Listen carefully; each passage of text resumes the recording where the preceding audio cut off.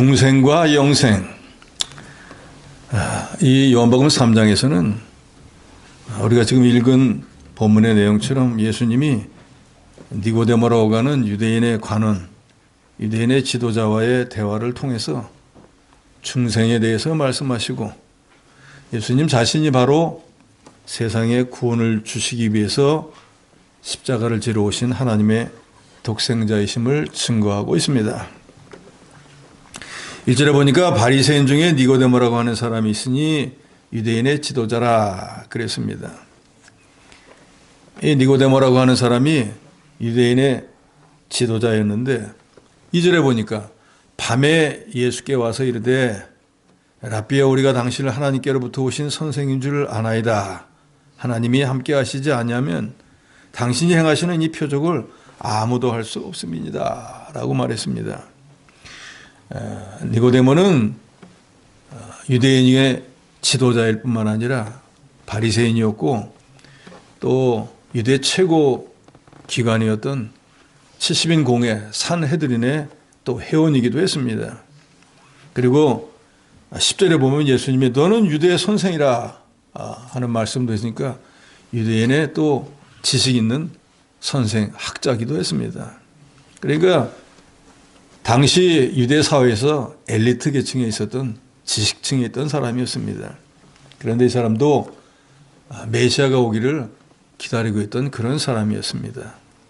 그런데 당시에 바리새인을 중심으로 한 유대 지도자들이 예수님을 이단으로 정죄하고 예수를 따르는 사람이 있으면 그 무리를 다 유대에게서 막 추방시키던 그런 때였어요.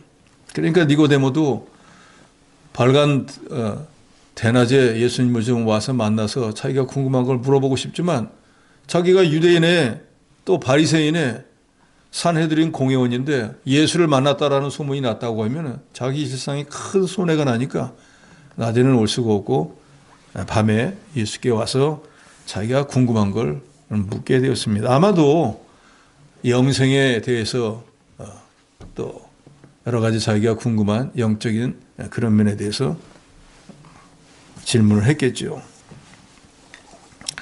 그래서 2절에 보면은 예수님을 보고 랍비여라고 말합니다. 이 랍비라고 하는 말은 선생이라는 뜻인데, 유대의 선생이었고 학자였던 니고데모가 예수님을 보고 선생이라고 부르는 것은 니고데모가 하나님의 나라를 기다리는 사람, 즉 메시아를 기다리는 사람이긴 했지만 지금 자기가 자기 영생의 문제를 위해서 찾아온 예수님이 정말 하나님이다 라고 하는 믿음은 없었기 때문에, 그러니까 여러 가지를 많이 알고, 또 우리가 이미 알지만 2장에서 보면은 그 가나의 혼인잔치에서 물을 포도주로도 바꾼 역사를 일으키는 그런 사람이라는 걸 들었단 말이에요.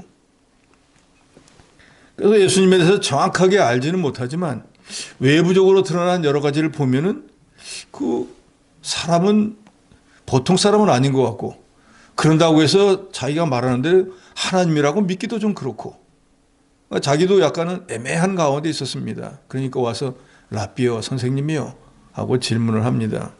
그러면서 여기 2절에 있는 것처럼 하나님이 함께 하시지 아니하시면 당신이 향하는 이 표적을 아무도 할 수 없음이니다 라고 말했습니다. 공동번역은 이렇게 번역을 하고 있어요. 선생님, 우리는 선생님을 하나님께서 보내신 분으로 알고 있습니다. 하나님께서 함께 계시지 않고서야 누가 선생님처럼 그런 기적들을 행할 수 있겠습니까? 그러니까 니고데모는 예수님이 행하신 이 기적들을 통해서 볼 때 예수님이 선지자 중에 한 사람이겠거니 라고 생각을 했습니다. 그래서 가나의 혼인잔치에서 물을 포도주로 만들었다는 소문, 자기는 본 적은 없고 듣기는 했고요.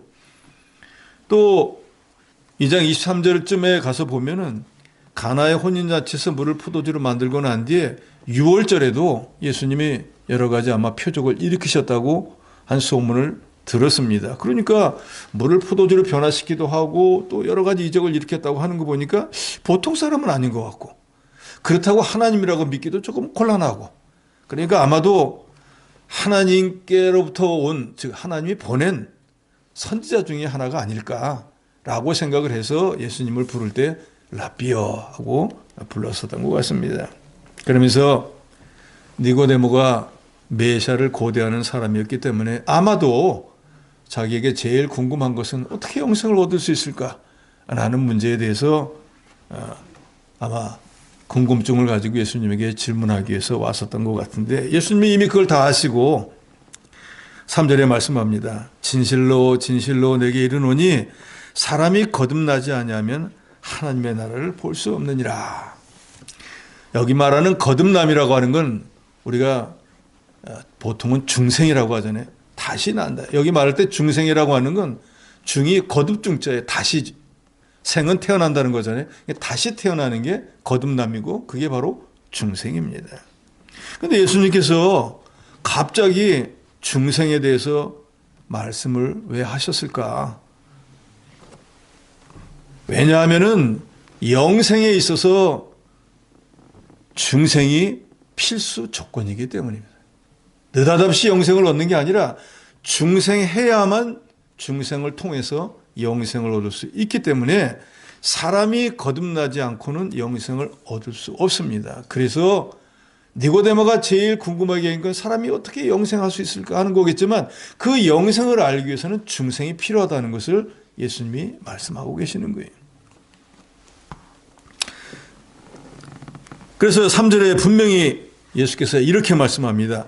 사람이 거듭나지 않으면은 하나님의 나라를 볼 수 없느니라. 그 말은 중생하지 않으면 하나님 나라에 들어갈 수 없다, 그 말이거든요. 거듭난다는 것은, 중생한다는 것은 다시 난다. 영어로 리제너레이션이, 재창조를 한다, 그 말이에요. 죄로 인해 죽어있던 영혼이 성령의 역사, 성령의 도우심으로 다시 살아나서 하나님과의 정상적인 관계를 회복하는 것이 바로 중생입니다. 그러니까 영혼이 중생하지 않은 사람은 하나님과의 관계가 다 죄로 인해서 막힌 채로 그대로 있는 거예요.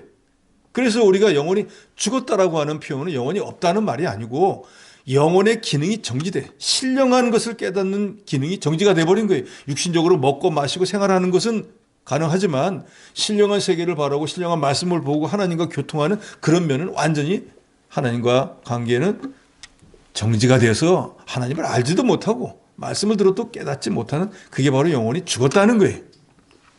그래서 예수를 믿기 전에 모든 사람의 영혼은 다 죽어 있습니다. 저희 예수 믿는 저와 여러분도 과거에는 영혼이 죽어 있었는데, 기능이 정지됐었는데, 내가 예수를 구주로 믿음으로 영혼이 중생함으로 다시 하나님과의 관계가 회복이 되어서 하나님과 기도를 통해서 교통할 수도 있게 되었고, 하나님 말씀을 들을 때 깨달을 수도 있게 된 거예요. 그런데 아직까지 예수를 영접지 않은 불신자들은 하나님과 이런 관계가 회복이 안 됐기 때문에 하나님의 나라를 알 수도 없고 말씀을 깨달을 수도 없고 중생이 되지 않았기 때문에 천국에 갈 수도 없는 것입니다. 창세기 3장 8절에 보면 그들이 그날 바람이 불 때 동산에 거니시는 여호와 하나님의 소리를 듣고 아담과 그의 아내가 여호와 하나님의 낯을 피하여 동산나무 사이에 숨은지라 그랬거든요. 하나님이 금지했던 과일을 따먹고 난 뒤에 그 과실을 먹고 자기가 죄인 줄 알고 이거 죄값으로 이제 죽게 됐고 나니까 두려운 마음이 생겨가지고 하나님의 낯을 피해서 동산나무 사이에 숨었다 그랬어요. 인류의 조상이 나무 사이에 숨었다고 하는 것은 영혼이 죽었다는 거예요. 이제는 죄 졌으니까 죽겠다 하는 그거 외에는 없는 거예요. 하나님은 나무 사이에 숨었다고 해서 못 보시는 분이 아니거든요.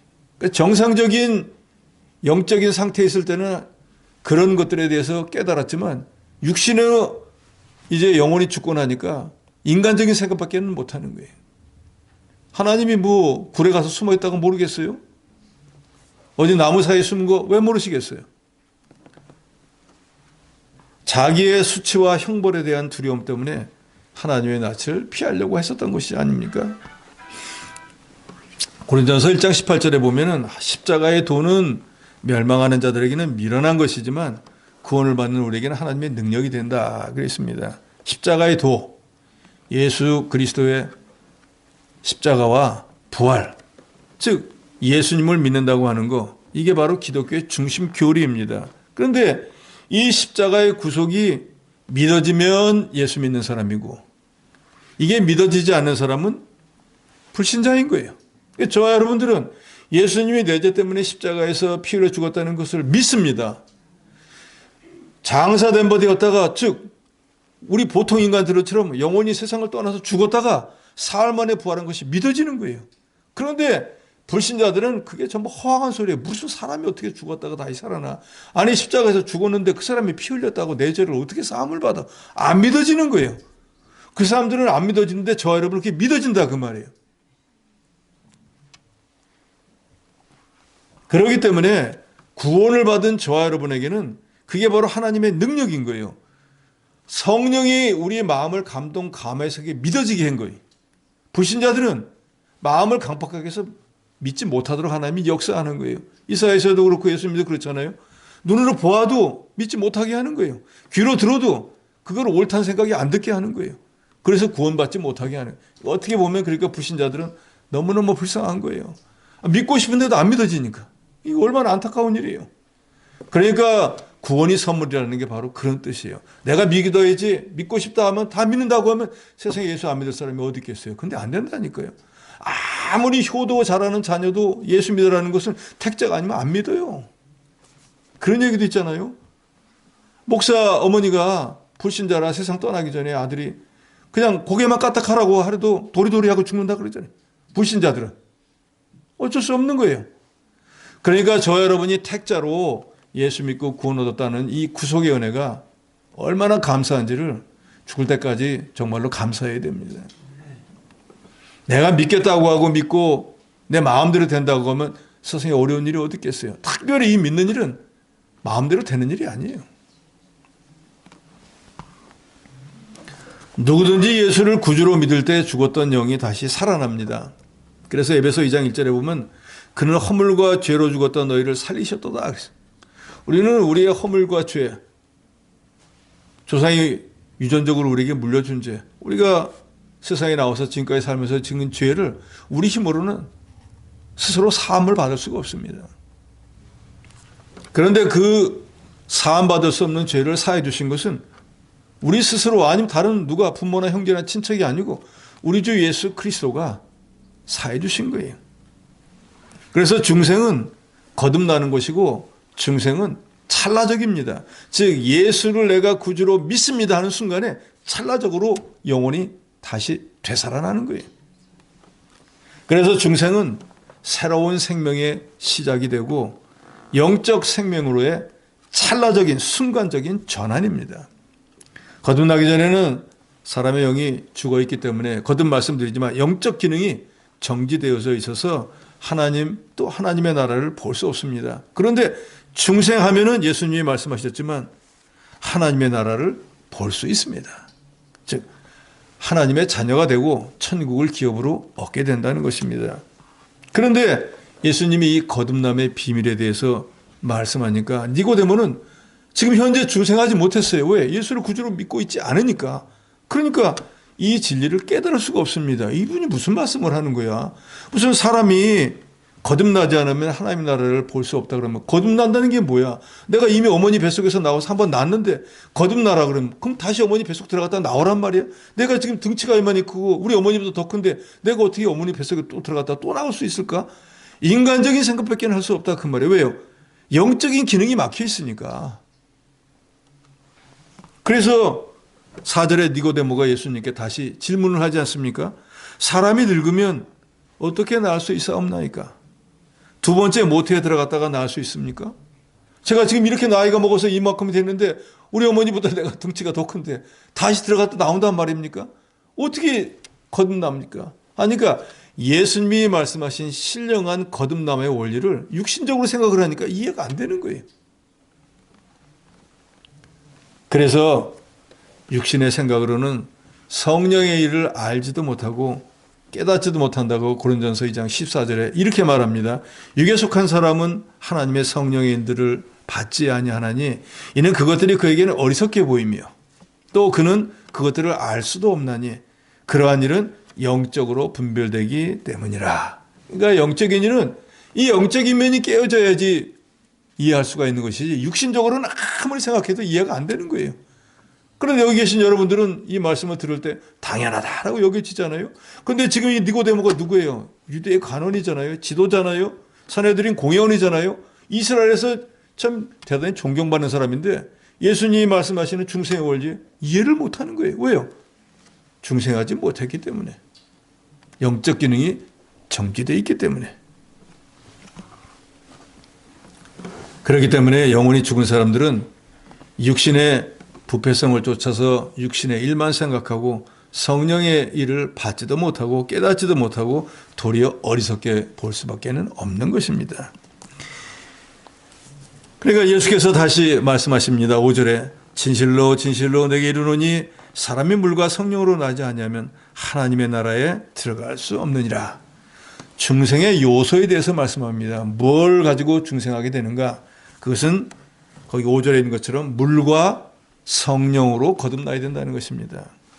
여기서 물은 하나님의 말씀, 즉 복음을 말합니다.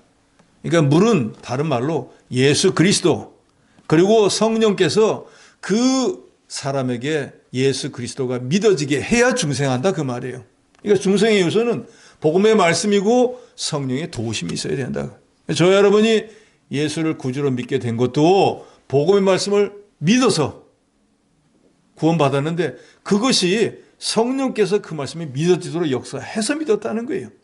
내가 믿겠다 해서 믿어진 게 아니라 성령께서 믿도록 역사한 것이에요. 그래서 우리가 잘 알지만 예수를 구주로 믿는 사람은 그 예수를 구주로 믿게 한 것이 성령이기 때문에 그것이 곧 성령 받은 증거가 되는 것입니다.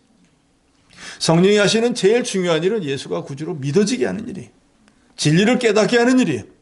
그러니까 성령 받은 사람, 즉 중생한 사람은 성령을 받은 것이고 성령이 내주하시기 때문에 하나님과의 관계가 회복이 되었고 하나님 말씀을 들으면 깨달을 수 있는 신령한 귀와 눈과 모든 것이 열려진 것이에요.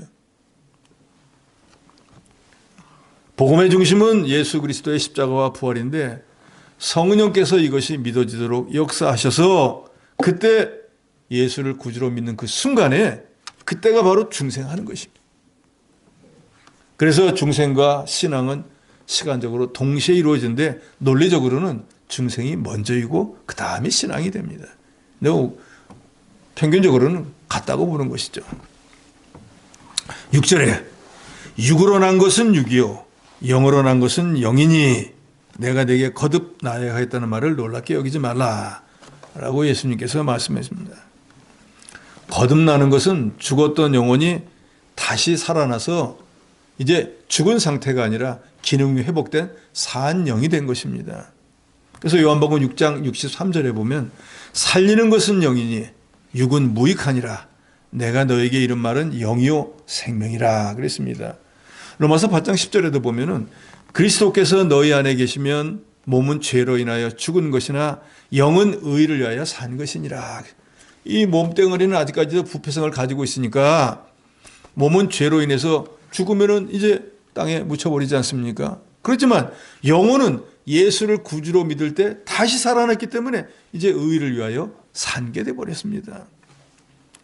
이 산 영은 중생한 영혼은 하나님이 늘 붙들고 계시기 때문에 이 중생한 영혼은 절대로 범죄하지 않습니다. 그래서 요한일서 3장 9절에 보면 하나님께로부터 난 자마다 죄를 짓지 아니하나니 이는 하나님의 씨가 그의 속에 거하며 그도 범죄하지 못하는 것은 하나님께로부터 났음이라 그랬습니다.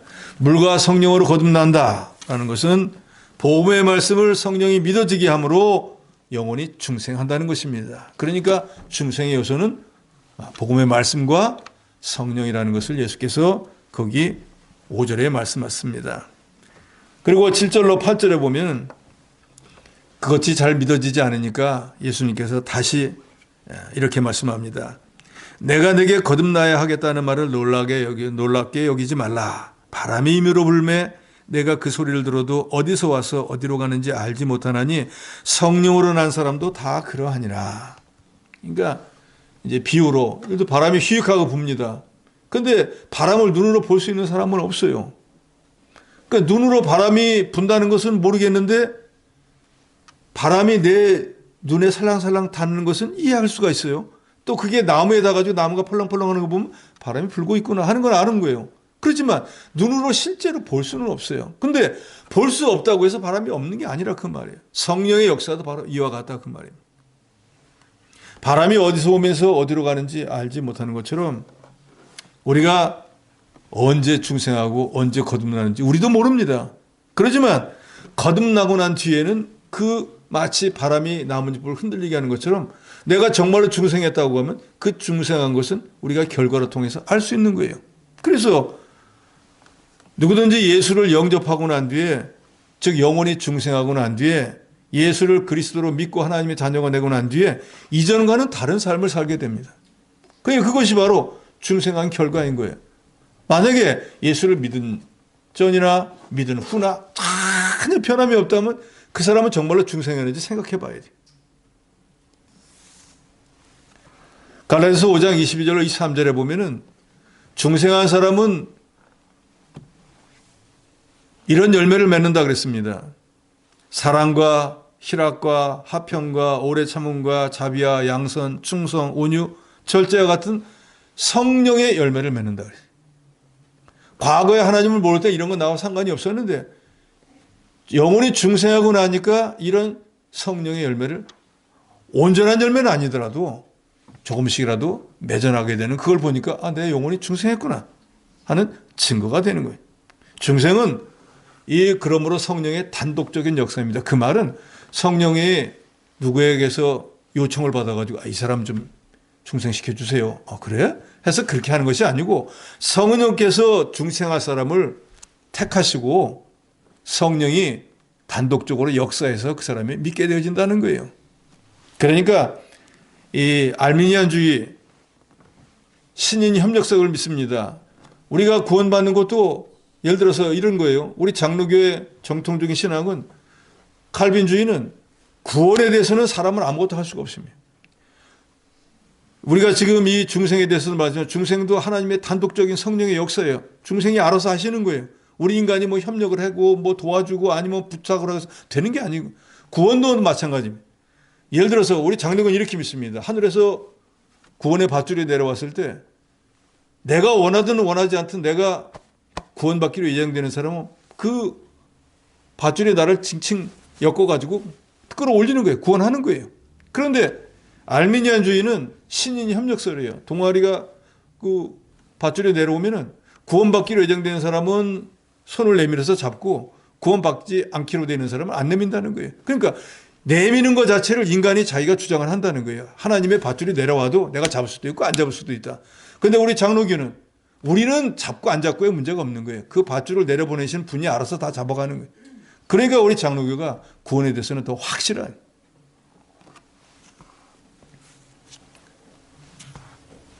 이미 말씀드렸지만 누구든지 정말로 예수를 그리스도로 믿고 구원 얻었다고 하면은, 즉 중생을 했다고 하면 그 중생한 근거가 있습니다. 그러면 저도 여러분도 내가 중생했는가? 무엇로 알 수 있습니까?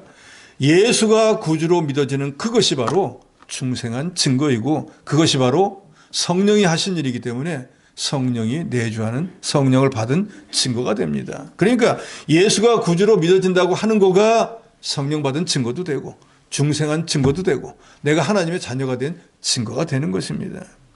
그래서 고린도전서 12장 3절에 보면, 그러므로 내가 너에게 알리노니 하나님의 영으로 말하는 자는, 이 말은 성령을 받아서 구원받은 자는 누구든지 예수를 저주를 할 자라 하지 않냐고, 또 성령으로 하냐고는 누구든지 예수를 주시라 할 수 없느니라. 이 말은 성령의 도우심이 없으면 누구든지 예수를 구주로 영접할 수 없다 그 말이에요. 즉 예수를 믿게 되는 것은 저나 여러분이나 개인적인 성향으로 내가 믿어야지 해서 믿는 게 아니고 성령께서 역사에서 믿도록 하기 때문에 믿게 되어졌다는 거예요. 믿어지는 것이 중생한 증거이고 성령의 도우심이 아니면은 누구든지 예수를 주로 영접할 수 없습니다. 그래서 중생은 일생에 딱 한 번만 하는 것이고 반복하지 않습니다. 그래서 중생했으면 그 사람은 벌써 영생을 얻은 것입니다. 그러니까 영생을 얻기 위해서는 뭐가 필요하다는 거예요?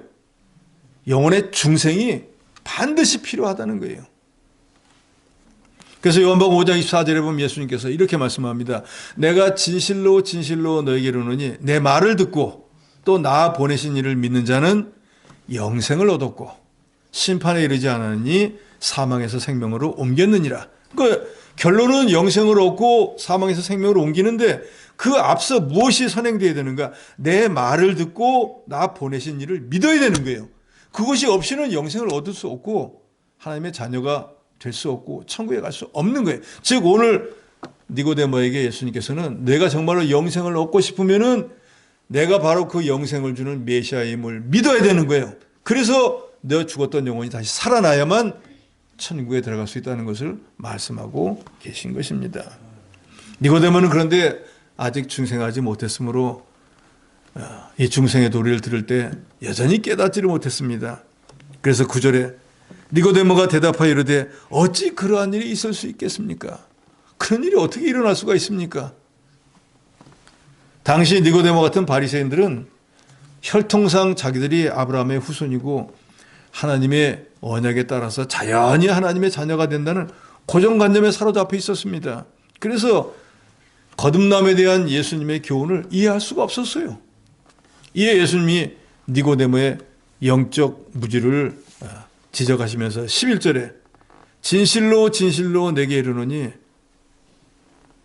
우리는 아는 것을 말하고 본 것을 증언하노라. 그러나 너희가 우리의 증언을 받지 아니하는도다 그랬습니다. 오랜 세월 동안 이스라엘 백성들은 선지자와 구약 성경을 통해서 하나님이 말씀하신 교훈을 받아들이지를 않았습니다. 그런데 예수님 당시의 유대 사람들 또 마찬가지로 예수님의 교훈을 받으려고 하지 않았습니다. 그러니까 예수님이 12절에 내가 땅의 일을 말해도 너희가 믿지 아니하거든 하물며 하늘의 일을 말하면 어떻게 믿겠느냐.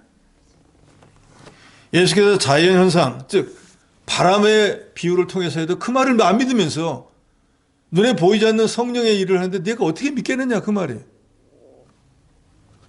거듭나지 못한 사람은 신령한 도리를 전혀 알 수 없습니다. 왜냐하면 죽은 사람이 아무것도 모르는 거와 같기 때문에. 즉 영혼이 죽었기 때문에 죽은 사람이 어떻게 알겠어요. 영혼이 살아야지 영적인 일을 판단하고 알 수 있는 것입니다.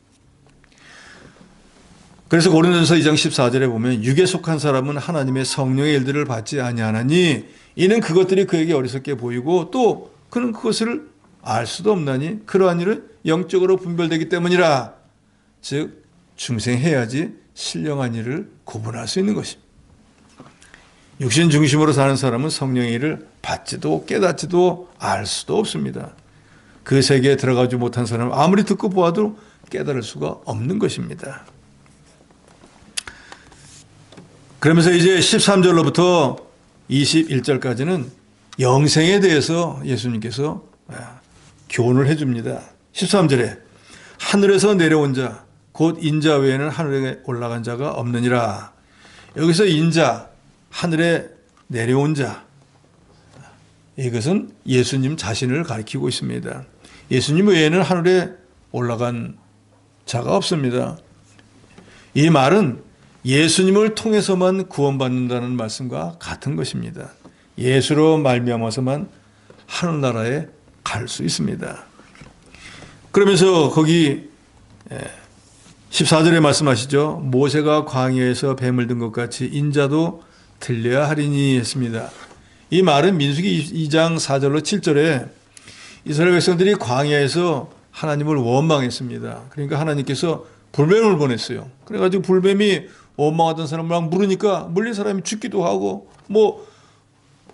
이제 물린 사람들이 어떤 사람은 죽고 어떤 사람은 막 살이 부어오르고 죽어가니까 그때 모세에게 뛰어가지고 살려달라고 간청을 합니다. 그러니까 하나님께서 모세한테 노뱀을 만들어서 장대 위에다 높이 달고 누구든지 그 장대 위에 달린 노뱀을 보는 사람들은 살 것이라 하니까 그때 물린 사람이 되었든 안 물린 사람이 되었든 그 노뱀을 다 쳐다보아서 본 사람은 물렸더라도 살았고 또 아직 안 물렸더라도 이미 쳐다본 사람들은 뱀이 문다고 할지라도 살았지만 그때에도 그저 노뱀을 본다고 어떻게 살겠어 하고 물렸음에도 불구하고 보지 않은 사람들은 아무리 유대인이라 유대인보다 더한 사람도 죽었습니다. 여기서 의미하는 건 뭐예요? 예수님이 그 장대에 달려서 십자가에 못 박힐 것과 즉 예수님의 십자가를 바라보고 그 구속을 믿는 사람은 구원을 얻는다는 것을 예표하는 거예요. 그러니까 그 노뱀은 장차 오실 예수 그리스도 대속의 죽음을 주고 주신 예수님을 예표하는 거예요. 그래서 14절 후반절에 보면 인자도 들려야 하리니 하는 말은 예수님이 바로 장대에 달린 노뱀처럼 택한 백성들을 위해서 십자가에 못 박혔다가 부활 승천하실 것을 가리키고 있습니다. 그러면서 15절에 이제 결론적으로 말씀합니다. 15절 같이 씁니다. 15절입니다. 시작. 이는 그를 믿는 자마다 영생을 얻게 하려 하심이니라. 즉 예수의 대속의 죽음을 믿고 예수와 동행하는 사람은 예수로 인해서 이제 영생을 얻게 된다는 거예요. 즉 예수를 믿음으로 영원히 중생하고 영원히 중생했으므로 그 사람은 그 결과로 영생을 얻게 된다는 것을 말씀합니다. 그래서 이미 그 앞절에 말한 것처럼 바로 하늘에 올라간 자, 내려온 자가 바로 인자가 누군가? 예수 그리스도. 내 앞에서 너에게 중생의 원리와 영생의 교훈을 말씀하고 있는 예수를 믿어야 영원히 중생하고 믿어야 영생을 얻을 수 있다는 것을 예수께서 말씀하고 계시는 것입니다. 그러면서 우리가 너무나 잘 아는 여기 요한복음 3장 16절의 말씀이 바로 이 모든 신구약 성경에서 가장 핵심이고 가장 중요한 요절이고 바로 천국복음의 요약입니다. 이 말씀 하나만 이해하더라도 우리가 어떻게 구원을 받고 어떻게 영생을 얻게 되는지를 알 수 있습니다. 3장 10절 말씀 다 같이 읽도록 합니다. 시작. 하나님이 세상을 이처럼 사랑하사 독생자를 주셨으니 이는 그를 믿는 자마다 멸망하지 않고 영생을 얻게 하려 하심이니라. 아멘. 하나님이 하는 것은 구원의 주체가 하나님이라는 거예요. 즉 구원을 주시는 분은 세상 누구도 아닌 하나님이 홀로 주관하신다는 것을 말합니다. 하나님이 세상을 하는 것은 이 세상에 있는 모든 나라 모든 민족 중에서 특별히 하나님께서 택한 사람들을 말하고 있습니다. 그리고 사랑하사라고 하는 것은 구원의 동기를 말하고 있어요. 왜 구원해 주는가? 사랑했기 때문에. 그러면서 독생자를 주셨으니 한 것은 바로 대속의 원리를 말합니다. 독생자를 죽음으로 십자가에 피 흘려 죽게 함으로 내가 죽어야 될 죄를 독생자가 대신 지셨기 때문에 우리가 그 대속의 은혜로 구원받게 된다는 거예요. 그리고 그 다음에 저를 믿는 자마다 한 것은 바로 구원의 방편을 말하는 거예요. 어떻게 구원을 얻는가? 저를 믿을 때, 즉 십자가에 대신 죽음을 죽어주신 예수 그리스도를 믿을 때 구원을 받을 수 있다는 거예요. 그러면 그 구원의 결과는 뭔가?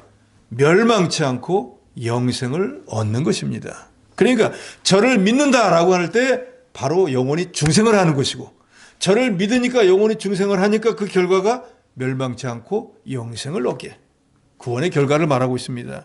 그래서 17절에 하나님이 그 아들을 세상에 보내신 것은, 하나님의 독생성자 예수 그리스도를 세상에 보낸 이유는 세상을 심판하려 하심이 아니요 그로 말미암아 세상이 구원을 받게 하려 하심이니라. 즉 예수 그리스도를 세상에 보내신 이유는 예수님을 통해 갖고 세상의 죄진 자들을 다 심판하기 위한 것이 아니고 택한 자들을 구원하기 위해서 세상에 보내셨다는 거예요.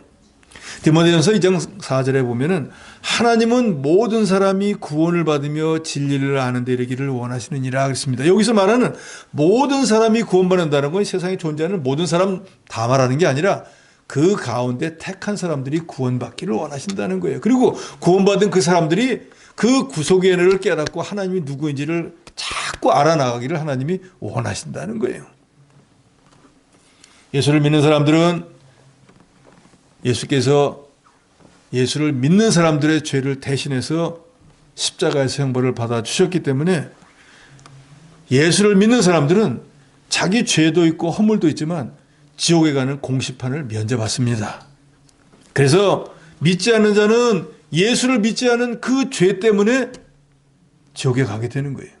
우리는 예수를 구주로 믿은 그 공로, 그거 예수가 내 죄 때문에 십자가에 필려 죽어주신 거, 죄와 사함을 이고 사흘 만에 부활한 거, 그 두 가지 믿었다고 해서 그걸 공로로 여겨주시고 사망에서 생명으로 옮겨주신 거예요. 그런데 지옥에 가는 사람들은 그 두 가지를 안 믿기 때문에 지옥에 가는 거예요. 그 사람들의 행위가 뭐 정말로 지옥에 갈 만큼 엄청난 죄를 저질러서가 아니라 예수를 분명히 복음의 주체를 보내주셨음에도 불구하고 그걸 믿지 않았기 때문에 그 죄값으로 지옥에 가는 거예요. 그들이 받은 정죄는 빛 대신 예수님이 세상에 왔는데 자기 행위가 악해서 빛보다 어둠을 더 사랑해서 예수님을 영접하지 않았기 때문에 그 죄값으로 사망으로 옮겨지게 되는 것입니다. 그래서 19절에 이 말씀이에요. 그 정죄는 이것이니 곧 빛이 세상에 왔을 때 사람들이 자기 행위가 악함으로 빛보다 어둠을 더 사랑한 것이라. 악을 행하는 자마다 빛을 미워하여 빛으로 오지 아니하나니 이는 그 행위가 드러날까 하며 진리를 따르는 자는 즉 예수를 믿고 구원 얻는 자는 빛으로 오나니 이는 그 행위가 하나님에서 행한 것임을 나타내미려 함이라 그랬습니다. 그러니까 저와 여러분이 예수를 구주로 믿고 구원 얻어 하나님의 자녀가 된 이 모든 것은 하나님의 단독적인 역사이고 성령께서 우리 완악하고 교만한 마음을 온유 겸손하게 해서 복음 즉 예수 그리스도의 십자가와 부활이 믿어지게 하심으로 우리는 구원을 얻게 된 거예요. 구원을 얻게 됐다고 하는 그 말은 영혼의 중생함으로 인해서 우리가 구원을 얻고 구원의 결과로 영생을 얻게 되고 하나님의 자녀가 되는 것을 덤으로 얻었고 교회의 지체가 되고 이제는 천국을 기업으로 얻게 되어진 것입니다. 31절에서 36절에 보면 예수님은 하늘로부터 오셨다 그랬습니다. 당연하죠. 요한복음 1장 1절에 예수께서는 이미 삼위일체 하나님으로서 세상을 창조하실 때 성부, 성자, 성령 세 분이 이 세상을 다 창조해서 예수께서 이 세상에 있는 피조물을 창조하는데 가녀치 않은 것이 없었다 그랬습니다. 그러니까 예수님 스스로도 아까 하늘에서 내려온 자인자라고 말씀했지만 예수님은 하늘에서 내려오신 분이 31절에 위로부터 오시는 이는 만물 위에 계시고 그 말은 예수님은 성자 하나님이셨는데 육신을 몸을 입고 우리를 위해서 세상에 오셨는데 그분은 만물 위에 계신다는 건 만물을 창조하신 분이라 그 말입니다. 그리고 땅에서 난 이는 땅에 속하여 땅에 속한 것을 말하느니라. 하늘로부터 오시는 이는 만물 위에 계시나니 그가 친히 보고 들은 것을 증언하되 그의 증언을 받는 자가 없도다. 즉 예수님은 하나님이시기 때문에 하늘에서 보고 들은 것을 와서 천국의 복음을 설파했는데 그걸 듣는 자들이 없다는 거예요. 왜? 택자가 아니기 때문에. 33절에 그의 증언을 받는 자는 하나님이 참되시라는 것을 인찾느니라. 하나님이 보내신 이는 하나님의 말씀을 하나니 이는 하나님이 성령을 한량없이 주시기 때문이라 그랬습니다. 아버지께서 아들을 사랑하사 만물을 다 그의 손에 주셨으니 36절 아들을 믿는 자에게는 영생이 있고 아들에게 순종하지 아니하는 자는 영생을 보지 못하고 도리어 하나님의 진노가 그 위에 머물러 있느니라. 즉 예수 그리스도로 구원 얻는 원리를 여기 예수께서 말씀합니다. 예수를 믿으면 그러죠? 하나님 아버지께서 예수 그리스도에게 당신이 가진 모든 것을 다 주셨어요. 구원의 모든 방편과 구원에 대한 권리도 예수님께 드렸어요. 그래서 예수님을 믿는 사람은 예수님이 가진 권리를 가지고 너 구원을 얻고 영생을 얻어. 그런데 예수를 믿지 않는 사람은 당연히 예수님이 가진 권리를 그 사람들이 행사하니까 너희는 필요 없어 해서 구원받지 못한다는 거예요.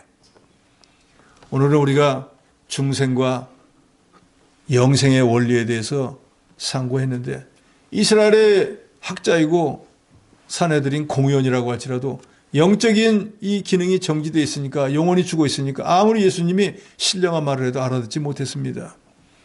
우리가 구원받았다고 하는 건 그저 그냥 예배당만 나왔다고 해서 교회 생활 한다고 해서 구원받은 것이 아니고 이미 성부 하나님께서 저와 여러분을 택자로 예정하시고 정한 때가 되니까 전도자를 보내서 복음의 말씀, 즉 예수 그리스도가 내 죄 때문에 십자가에 피를 죽은 것과 죄와 사함을 입고 사흘 만에 하나님의 능력으로 부활한 것을 믿어지도록 성령이 역사해서 그러하다 하고 내가 믿었기 때문에 이제 영혼이 중생했고 영혼이 중생한 결과로 하나님에 대해서 무지했는데 하나님에 대해서 알게 되었고 하나님 말씀을 깨닫게 되었고 이제 하나님 나라를 위해서 일할 수 있는 사람이 되어진 것입니다. 그러니까 이 모든 것이 삼위일체 하나님의 은혜로 되어진 것이라 우리가 세상 무엇보다도 우리가 이 영혼이 중생하고 그 결과로 구원과 영생을 얻은 이 구속의 은혜를 세상 무엇보다도 감사히 여겨야 돼요. 이 구속의 은혜를 받는데 우리가 하나님 앞에는 한 것이 아무것도 없어요. 뭘 드린 것도 없고 공로도 없고 어떤 하나님이 요만큼이라도 이 사람은 구원해 줄 만하는 것이 없어요. 우리는 온통 죄와 허물이라 지옥에 가야 되는 사람인데도 불구하고 이미 요한복음 3장 16절에도 말씀했지만 하나님이 저 여러분을 사랑해서 구원해 준 동기는 딱 그거 하나예요. 내가 사랑하니까. 그래서 그 사랑의 대가로 우리가 구원을 받아서 영원히 충성하고 하나님의 자녀가 되어서 천국을 기업으로 얻고 살게 된 이것이 얼마나 감사한지를 저 여러분이 죽을 때까지 깨달으면서 주의를 할 때도 이 감사함으로 주의를 해야 되고, 그래서 우리가 먹든지 마시든지 무엇을 하든지 하나님의 영광을 위해서 해야 된다는 것도 바로 그런 뜻입니다. 주님의 은혜가 아니라고 하면 우리도 지금 세상 불신자처럼 그저 육신의 것만 먹고 사는 일에만 매달려 있다가 지옥에 가고 영원한 고통 가운데 있어야 될 것인데, 우리는 영원히 중생하는 그 순간에 그 고통의 사망에서 생명으로 옮겨져서 이제 우리는 이 세상에 유한한 삶을 마치고 나면 이 세상에서는 경험할 수 없는 더 좋은 천국에 가서 참으로 복된 삶을 살 것이 예약이 되어 있습니다. 그러니까 지금 당장 세상을 떠나도 하나도 아쉬울 것이 없는 그런 저와 여러분이 된 것이 모든 것이 하나님의 은혜로 선물로 된 것인 것을 우리가 분명히 깨닫고, 이제는 우리가 정말로 주님을 기쁘시게 하는 삶, 구속의 은혜에 감사하는 삶, 은혜에 보답하는 삶을 사는 그런 저 여러분이 되어야 되겠습니다.